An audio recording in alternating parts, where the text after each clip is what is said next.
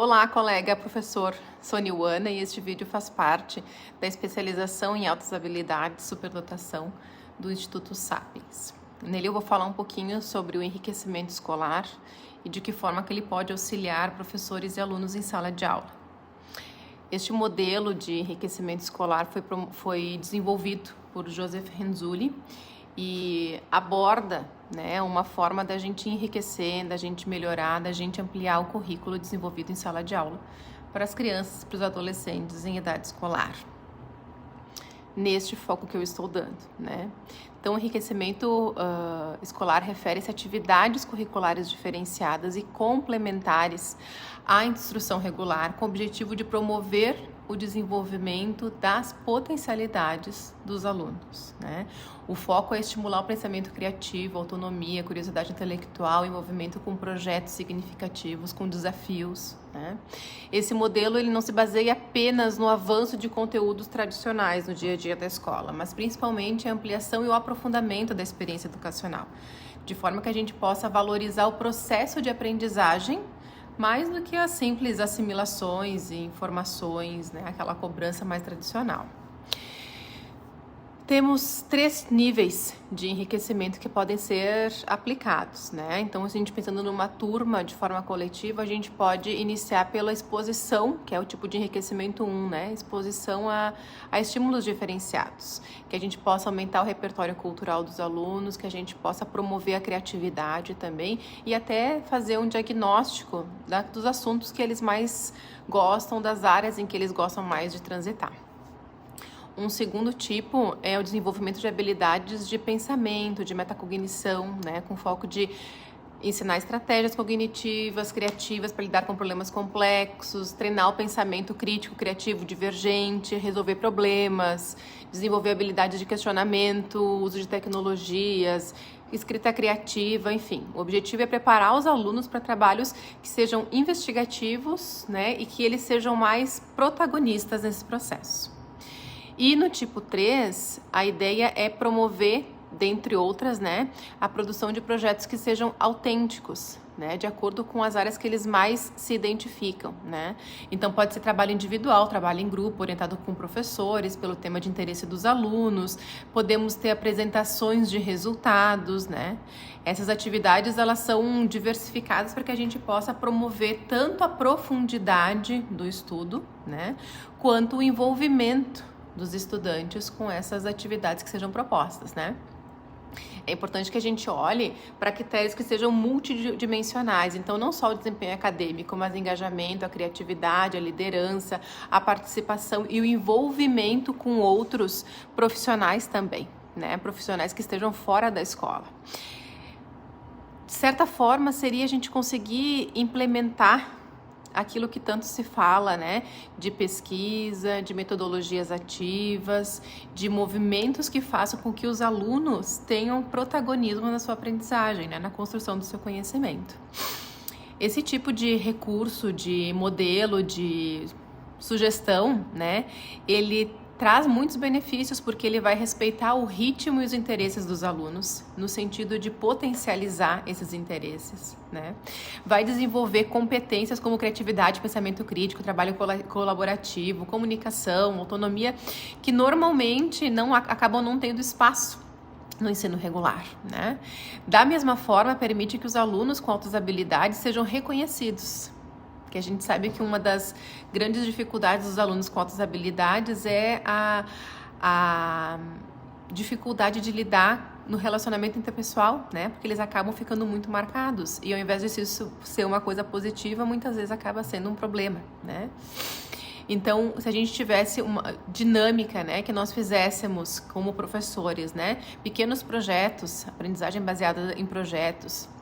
que nós tivéssemos um ambiente de sala de aula que fosse flexível, que os alunos pudessem explorar, aprender, errar um com os outros, que eles tivessem oportunidade de se colocar, de colocar o seu conhecimento, de colocar a sua experiência, de colocar os seus desejos também na roda, de trazer isso como uma coisa mais ativa e que a gente pudesse também explorar essas potencialidades para que eles pudessem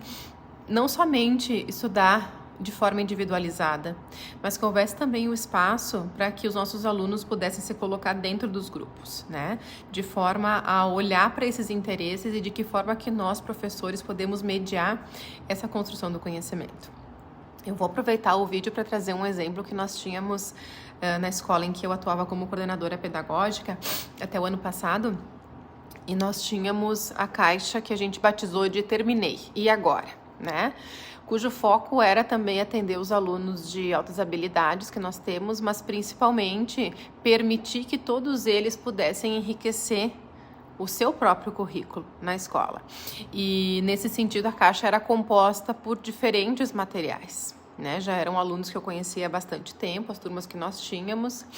Então eu separei materiais que atendessem diferentes habilidades, né? Diferentes interesses também. Então no momento em que o estudante terminasse a atividade regular da sala de aula, ele poderia pegar qualquer material de dentro da caixa do Terminei agora e utilizar aquele material, né, para o seu tempo, aquele tempo que ele estivesse ali. Que claro, acaba sendo pouco tempo, mas se a gente tem um projeto, por exemplo,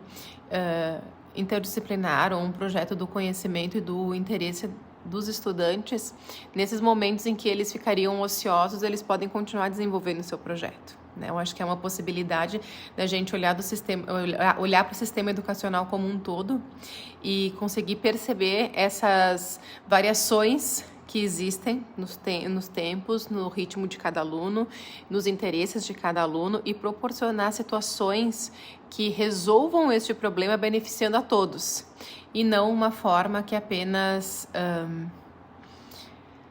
oriente ou facilite o trabalho do adulto, né? No sentido de que o aluno precisa sentar e esperar passar o tempo, ou enfim, que a gente sabe que muitas vezes a criança e o adolescente não tem essa paciência mesmo. E que talvez, se tivesse fazendo uma coisa que lhe estimulasse, incomodaria, entre aspas, eu vou colocar, menos, né? No momento em que ele não estiver ocioso e que estiver fazendo algo de seu interesse. Outra atividade que nós desenvolvíamos também nessa escola, que já era um projeto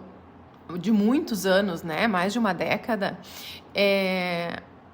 o Eternos Aprendizes, que era um grupo que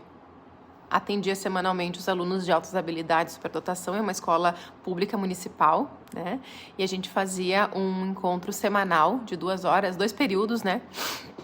Com os estudantes de altas habilidades e superdotação. E junto deste grupo participavam também o presidente e os representantes do Grêmio Estudantil da escola para a construção de projetos diversificados, né, de acordo com o interesse deles, de acordo com a demanda de cada grupo de que eles faziam parte, né, como atividades próprias do Grêmio Estudantil, enfim, pesquisas que eles tinham que fazer, e elaboração de materiais e construção, enfim, né, de melhorias para a escola,